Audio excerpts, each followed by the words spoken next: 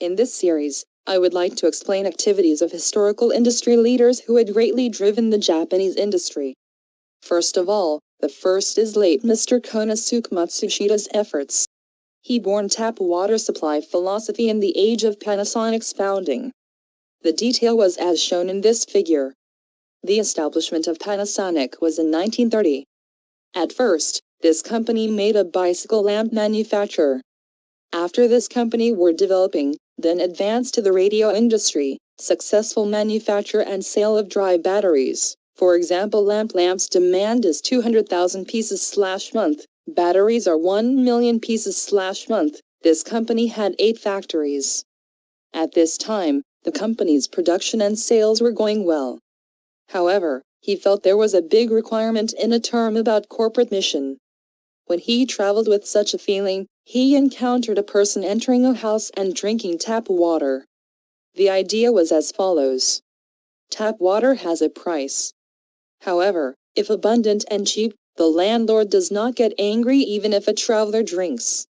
When our production of our products will be similar to this matter. Our company can fulfill the mission of enriching people. That means as a result of correct corporate activities being welcomed by customers, products sell and produce profits naturally. I would like to introduce circumstances why he obtained the opportunity to focus on human resource development at Panasonic. In the 1980s, Japanese companies said that Panasonic has practiced making people who refine stones to gold.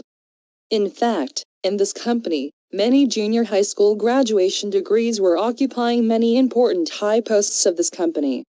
Mr. Matsushita was promoted development of human resources considering that human development is important for people. When he arrived at the company. At that time, he received a question from a customer, "What are your company making from customers?" He made an answer like this to them, "I've been making efforts to develop human resources before manufacturing." This is a famous story on Japan. And Panasonic were operating an in-house educational institution called Matsushita Juku. He reviewed business activities in 1950, clarified its policy of action and presented it to employees as this figure. This concept became a corporate philosophy in which Panasonic works after that. In addition, in order to develop this idea concretely, he investigated the world's top companies, set benchmarks, showed medium-term management to employees, and clarified activities. In general, the situation of whether or not corporate activities are supported by employees is manifested when a company falls into trouble.